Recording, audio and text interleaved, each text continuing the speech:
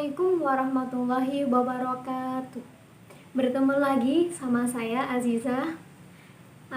Untuk kali ini kita membahas bab baru. Nah, sebelum membahasnya, alangkah lebih baiknya kita berdoa dulu dan semoga kita selalu dalam lindungan Allah, dan adanya COVID-19 ini kita bisa lebih untuk menjaga metabolisme tubuh kita agar terhindar dari penyakit-penyakit dan keluarga kita senantiasa diberikan kesehatan juga. Berdoa mulai.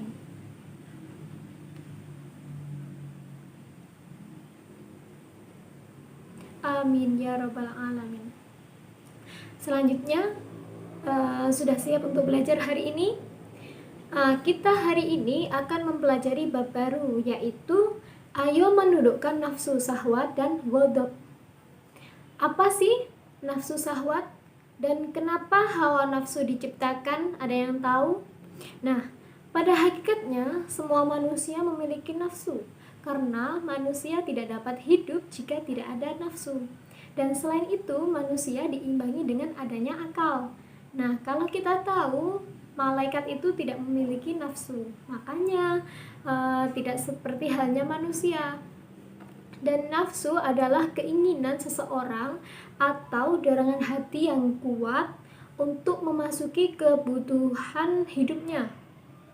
Nah, dari hal tersebut menyimpulkan bahwa hawa nafsu itu sesuatu yang disenangi oleh jiwa, baik bersifat positif maupun negatif, dan bersifat jasmani maupun rohani. Nah, jadi hawa nafsu ini jangan kita beri pengertian yang selalu ke dalam negatif, karena hawa nafsu ini bisa juga ke positifnya. Namun kita juga tidak boleh yang terlalu berlebihan. Nah, secara bahasa atau secara lugawi, syahwat ini memiliki arti yaitu menyukai atau menyenangi. Sedangkan secara istilah, nafsu yaitu keinginan seseorang atau dorongan hati yang kuat untuk memenuhi kebutuhan hidupnya. Nah, dari pengertian tersebut pastinya ada dorongan-dorongan nafsu syahwat. Nah, dorongan dari nafsu syahwat ini ada 3. Yang pertama, syahwat dan kesenangan terhadap harta benda. Nah, dari syahwat dan kesenangan terhadap harta benda ini menimbulkan adanya seorang itu menjadi rakus, terus kemudian adanya perampokan, kemudian pencurian atau korupsi dan lain sebagainya. Kenapa? Karena harta benda ini sesuatu yang sangat sensitif, di mana seseorang itu namanya mempunyai keinginan pasti tidak akan ada habisnya, kecuali kalau dalam diri kita itu bisa mengontrol. Nah, itu untuk yang pertama. Kedua, syahwat dari kesenangan terhadap seks sehingga melahirkan kejahatan dan kekejian. Nah, dari adanya syahwat terhadap seks ini bisa juga terjadinya perzinaan. Terus kemudian kita banyak tahu di masyarakat itu seperti apa. Nah, pastinya terjadi kejahatan, kekejian. Nah, kekejian ini yang dimaksud adanya perzinaan. Yang nomor 3 atau yang terakhir, syahwat dan kesenangan terhadap jabatan dan kedudukan. Nah, dari kesenangan terhadap jabatan atau kedudukan ini bisa melahirkan para pejabat atau pemimpin yang zalim, kemudian otoriter, bahkan diktator. Kalau terjadinya adanya nafsu yang terlalu besar dan bisa lebih ke negatif, yaitu nanti adanya pemimpin yang zalim, otoriter ataupun diktator. Jadi kalau sampai ini ada, pastinya nanti akan menindas orang-orang yang bawah. Nah, ini dorongan nafsu syahwat. Selanjutnya, dari pengertian kemudian dorongannya, ketika kita nanti menuruti nafsu syahwat akan ada bahayanya. Apa aja sih bahayanya? Nah, bahayanya yang pertama yaitu merusak potensi diri seseorang. Yang kedua, mendatangkan kesusahan dan kesempitan. Yang ketiga, mengakibatkan rusaknya lingkungan alam karena nafsu mengeksploitasi alam yang berlebih-lebihan. Nah, kenapa nomor 3 ini juga diikut campurkan? Karena ketika seseorang memiliki nafsu atau katakanlah saya itu mempunyai hutan, lahan tanah, dan lahan tanahnya itu ada pohon-pohon yang banyak dan saya akan mau menebangnya.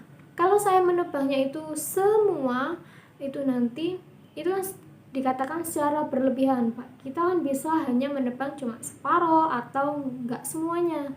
Nah, itu dikatakan untuk yang bagian nomor 3. Kemudian nomor 4, dampak menuruti syahwat kesenangan terhadap kelezatan makanan akan menimbulkan berbagai macam penyakit di tubuh.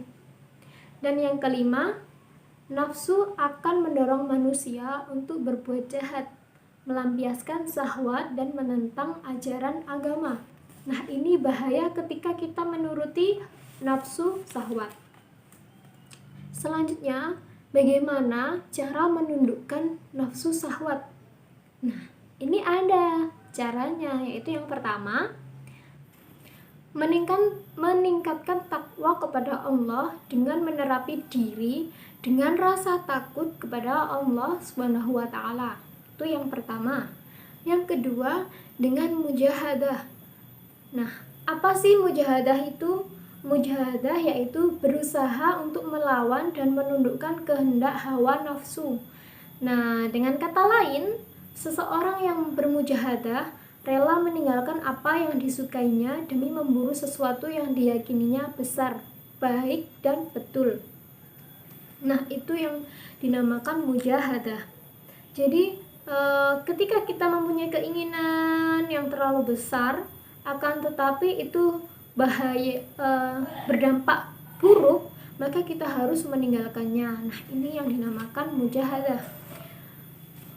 Kemudian materi selanjutnya yaitu ghadab.